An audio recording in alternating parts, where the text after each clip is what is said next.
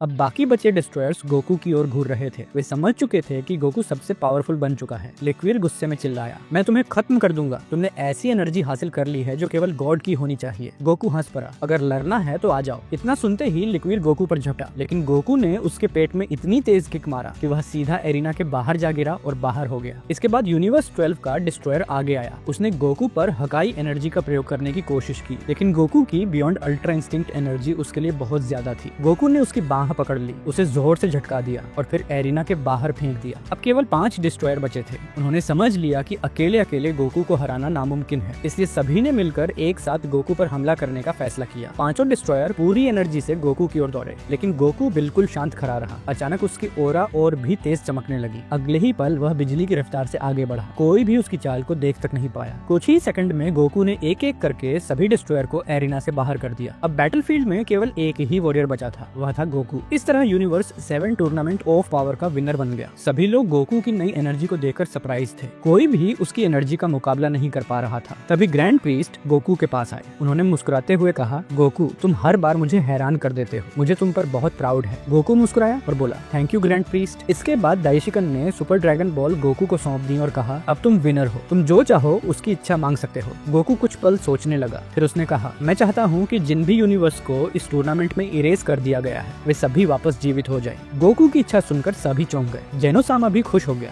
Super dragon balls की energy से सभी इरेज हुए यूनिवर्स फिर से वापस आ गए। पूरा मल्टीवर्स खुशी से भर गया। दाइशिकन ने गोकू की ओर देखकर कहा, गोकू मैं विश्वास नहीं कर सकता कि तुम कितने आगे बढ़ चुके हो। गोकू इमोशन होकर बोला, जब मैं छोटा था तभी से आपने मुझे सिखाया, संभाला और पावरफुल बनाया। अगर आज मैं यहाँ तक पहुँचा हूँ तो उसमें आपका सबसे बड़ा योगदान है। मैं आपको हमेशा अपने पिता समान मानूंगा। दाइशिकन की आंखों में प्राउड साफ दिखाई दे रहा था। गोकू आगे बोला, अगर आपने मुझे रास्ता नहीं दिखाया होता तो मैं कभी वह इंसान नहीं बन पाता जो आज हूँ। पूरा माहौल इमोशन से भर गया। यूनिवर्स 7 के सभी वॉरियर गोकू की ओर प्राउड से देख रहे थे। टूर्नामेंट पावर खत्म होने के बाद गोकू, वेजिटा, ब्रोली, गोहन और बाकी सभी वॉरियर अर्थ पर वापस लौट आए। सभी लोग रेस्ट कर रहे थे और अपनी जीत का जश्न मना रहे थे। हर कोई गोकू की तारीफ कर रहा था। आखिरकार उसने न केवल टूर्नामेंट जीता था बल्कि खुद को पूरे मल्टीवर्स का सबसे पावरफुल वॉरियर भी साबित कर दिया था। कुछ दिन बाद गोकू ने सोचा कि उसे अभी और भी पावरफुल बनना है, इसलिए वह सीधे जेनो पैलेस की ओर चला गया। जैसे ही गोकू वहाँ पहुंचा, दाइशिकन मुस्कुराए और बोले, वेलकम है गोकू। सबसे पहले मैं तुम्हें बधाई देना चाहता हूँ। टूर्नामेंट ऑफ पावर में तुम्हारा प्रदर्शन इंप्रेसिव था। मैंने कभी नहीं सोचा था कि तुम अपनी पूरी एनर्जी का इस्तेमाल करोगे और इतने पावरफुल ओपोनेंट का सामना करोगे। गोकू मुस्कुराया और बोला, थैंक यू टीचर, लेकिन मैं यह सब आपके बिना नहीं कर सकता था। आपने मुझे बचपन से सिखाया, ट्रेन किया और सही रास्ता दिखाया। फिर गोकू ने चारों ओर देखा और पूछा, वैसे जेनोसामा कहाँ है? मैं उनसे मिलना चाहता था। दाइशिकन कुछ पल के लिए शांत हो गए। फिर उन्होंने जवाब दिया, सच कहूँ तो मुझे भी नहीं पता कि ओमनी किंग इस समय कहाँ है। हम एंजेल को उनके बारे में सवाल पूछने की अनुमति नहीं है। अगर कोई एंजेल उनकी एब्सेंट के बारे में पूछे तो यह नियमों का उल्लंघन माना जाता है। लेकिन एक बात मुझे भी अजीब लग रही है। गोकू ने पूछा, क्या? जब भी जेनोसामा कहीं जाते हैं वह हमेशा मुझे पहले बता देते हैं, लेकिन इस बार वह बिना कुछ कहे चले गए। ये मेरे लिए भी बहुत असामान्य है। गोकू ने सीरियस होकर कहा, मुझे भी अजीब लग रहा है, ऐसा पहले कभी नहीं हुआ। खैर फिलहाल हम ट्रेनिंग जारी रखते हैं। गोकू मुस्कुराया, ठीक है चलिए शुरू करते हैं। दोनों फिर से अपने ट्रेनिंग में लग गए। उधर बिरस के प्लेनेट पर भी डिफिकल्ट ट्रेनिंग चल रही थी। भीस, वेजिटा, ब्रोली और गोहन को ट्रेनिंग दे रहे थे। टूर्नामेंट ऑफ पावर में गोकू की एनर्जी देखने के बाद सभी पहले से कहीं अधिक पावरफुल बनना चाहते थे। वेजिटा हर हाल में गोकू को पीछे छोड़ना चाहता था। ब्रोली अपनी नई एनर्जी को कंट्रोल करने का ट्रेनिंग कर रहा था और गोहन भी अपनी सीमाओं को पार करने के लिए मेहनत कर रहा था। दूसरी ओर बिरस कई दिनों की थकान के बाद गहरी नींद में सो रहे थे। उसी समय अचानक सुप्रीम काय बिरस के प्लेनेट पर पहुंचे। उनके चेहरे पर चिंता साफ दिखाई दे रही थी। भीस ने उन्हें देखकर पूछा, सुप्रीम काय क्या बात है? आप बहुत परेशान लग रहे हैं। सुप्रीम काय ने तुरंत पूछा, गोकू कहाँ है? भीस ने जवाब दिया, वह इस समय ग्रैंड प्रीस्ट के साथ ट्रेनिंग कर रहा है। सुप्रीम काई की चिंता और बढ़ गई। उन्होंने कहा, ये बहुत बड़ी प्रॉब्लम है। मेरे समय का एक बेहद पावरफुल जादूगर अब अपनी कैद से आजाद हो चुका है। उसका नाम मोरो है। मोरो एक प्लेनेट को निगलने वाला डीमन है। वह इस समय नेमेक प्लेनेट पर मौजूद है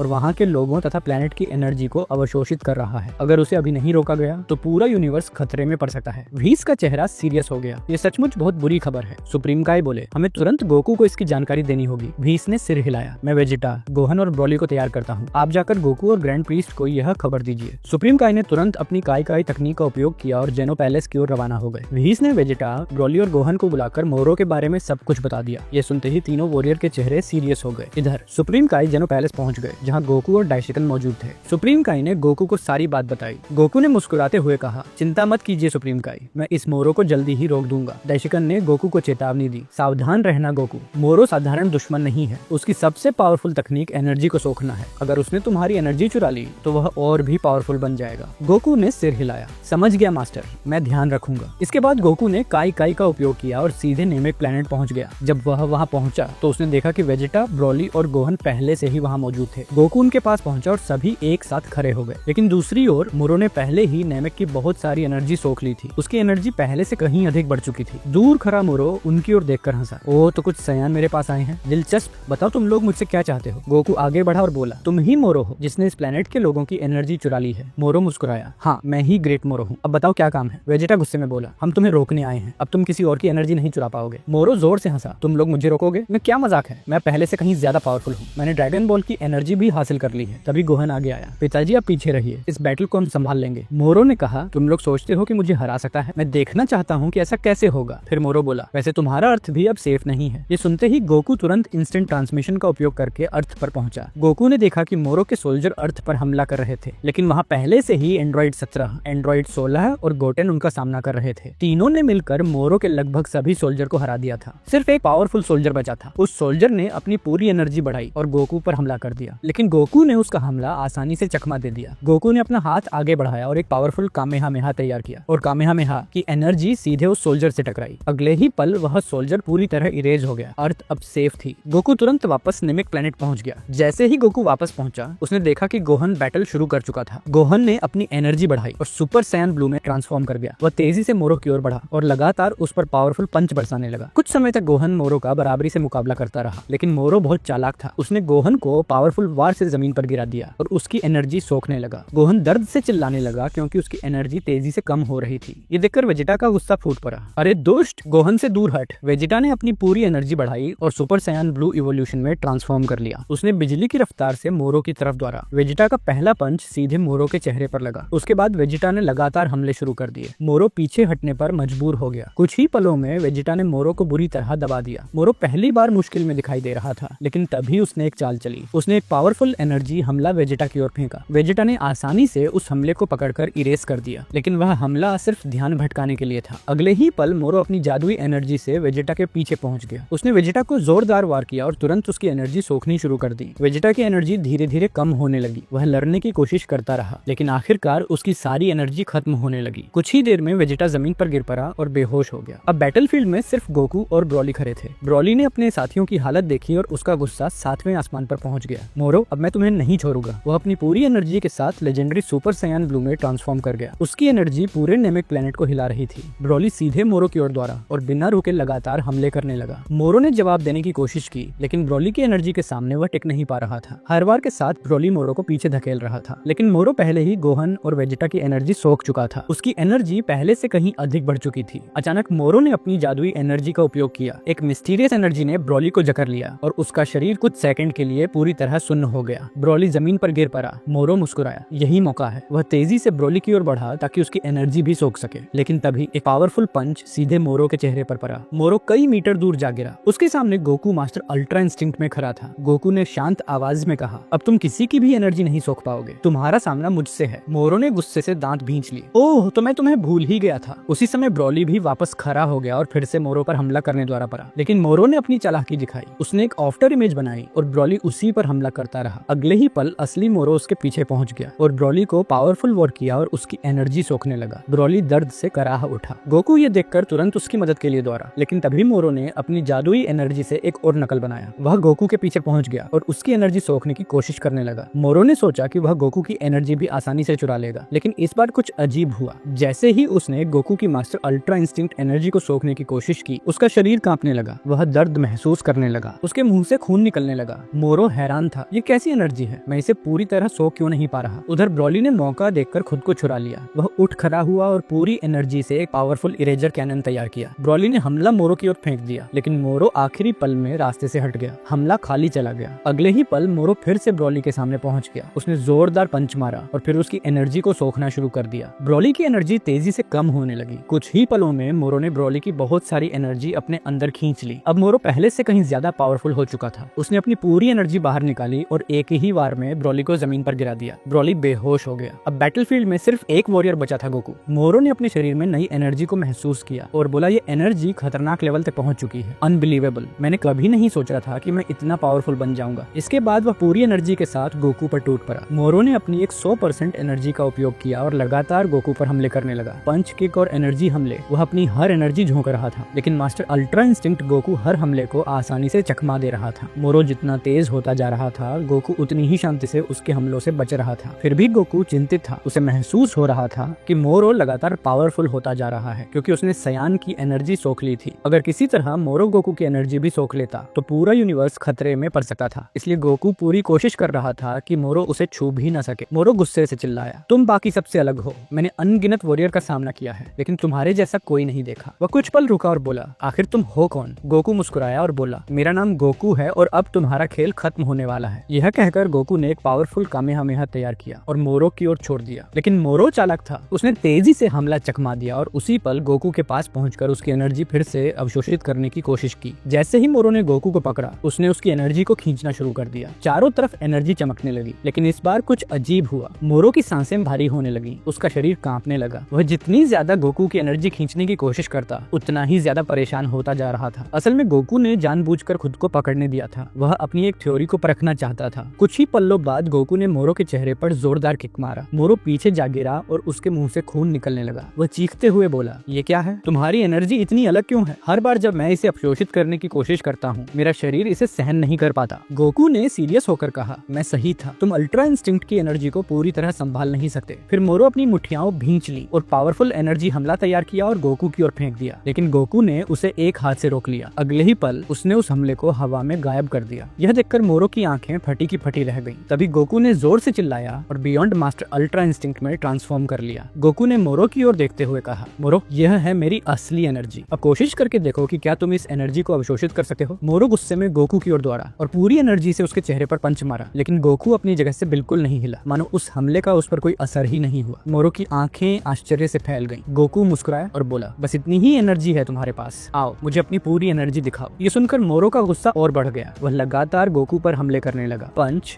किक्स और एनर्जी हमले, उसने सब कुछ इस्तेमाल कर लिया, लेकिन गोकू पर किसी भी हमले का कोई इफेक्ट नहीं पड़ा। गोकू ने शांत स्वर में कहा, मोरो, तुम्हारे हमले ऐसे लग रहे हैं जैसे कोई पंख मेरी त्वचा को छू रहा हो। मोरो गुस्सा से चीख पड़ा। महान मोरो का अपमान करने की हिम्मत कैसे हुई? गुस्से में अंधा होकर मोरो फिर से हमला करने लगा। उसे लगा कि गोकू ने अपना बचाव कम कर दिया है। उसने मौका देखकर गोकू का हाथ पकड़ लिया और उसकी एनर्जी अवशोषित करने की कोशिश की, लेकिन जैसे ही उसने ऐसा किया, उसका शरीर दर्द से कांपने लगा। मोरो जोर जोर से चीखने लगा, आह, ये क्या हो रहा है? तुमने मेरे साथ क्या किया है? गोकू ने सीरियस स्वर में कहा, दूसरों की एनर्जी चुराने वालों का यही अंजाम होता है। अब तुम्हारा अंत निश्चित है। मोरो घबरा कर बोला, तुम कोई साधारण सैया नहीं हो सकते, तुम्हारी एनर्जी इम्पॉसिबल है। गोकू ने जवाब दिया, मैं सोन गोकू हूँ और ग्रैंड प्रीस्ट का स्टूडेंट भी। इतना कहकर गोकू बिजली की रफ्तार से मोरो के सामने पहुंचा। उसने अपनी पूरी एनर्जी एक पंच में केंद्रित की और मोरो के पेट पर जोरदार वार किया। मोरो दूर जा गिरा और सीरियस रूप से इंजर्ड हो गया। अब उसके पास लड़ने की एनर्जी नहीं बची थी। गोकू ने अपना हाथ आगे बढ़ाया और एक पावरफुल कामेहामेहा तैयार किया और सीधे मोरो से टकराई। एक पावरफुल एक्सप्लोजन हुआ और मोरो हमेशा के लिए इरेज हो गया। इस तरह यूनिवर्स को आतंकित करने वाले इविल जादूगर मोरो का अंत हो गया। बैटल समाप्त होने के बाद गोकू अर्थ पर वापस लौटा और ड्रैगन बॉल की मदद से उन सभी नेमेकियन को फिर से जीवित कर दिया जो मोरो के हाथों मारे गए थे। व्हीस ने अपनी डिवाइन एनर्जी से वेजिटा, ब्रोली और गोहन की सारी एनर्जी वापस लौटा दी। पूरा यूनिवर्स 7 जश्न मना रहा था। तभी बिरस गोकू के पास आया और बोला, गोकू, मैंने एक फैसला किया है। आज से तुम यूनिवर्स 7 के अगले गॉड ऑफ डिस्ट्रक्शन हो। ये सुनकर सभी हैरान रह गए, लेकिन तभी एक आवाज आई, मुझे डर है कि ऐसा नहीं हो सकता।